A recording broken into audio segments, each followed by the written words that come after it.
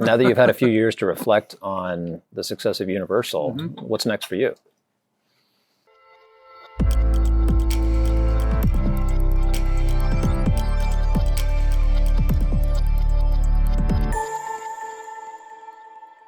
Can you use ROS to do control loops now? Or do you have real-time capabilities, ROS?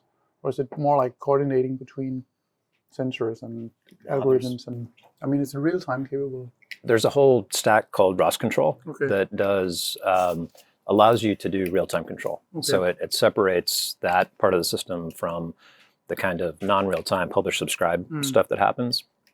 So if you have a real-time operating system and you're careful with how you structure it, you can use ROS Control to write real-time safe controller stacks. Okay.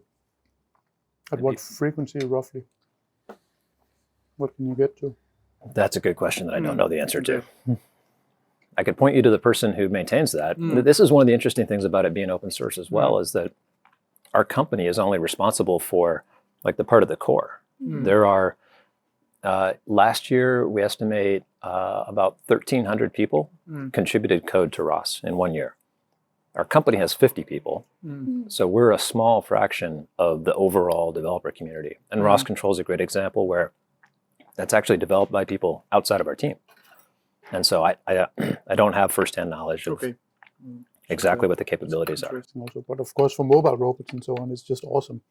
You get the visualization and you get the coordination between the sensors and the different robots. And ROS is an excellent tool for that. Now that you've had a few years to reflect on the success of Universal, what's next for you? Yeah, so that's a good question. So I'm debating with myself whether I have it in me to do the whole thing one more time. But for now, I'm happy on making other startups successful, and that's what we're doing now. We are investing in startups, trying to share our experience and knowledge and money also with the startups to make them grow.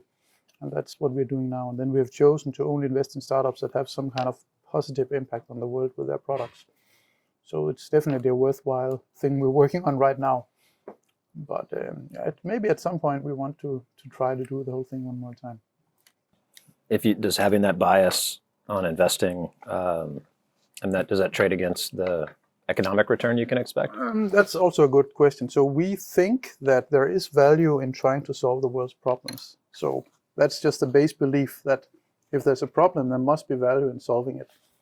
And that should also transfer to economic value. And sure enough, a lot of the governments around the world are beginning to, first green technology and diversity, and there's also some safety technologies and so on. But generally, the governments, they realize there's a problem, and then they motivate or incentivize the business to try to work on that. And it seems to be working right now. You can say the mega trends are in favor of solving the world's problems.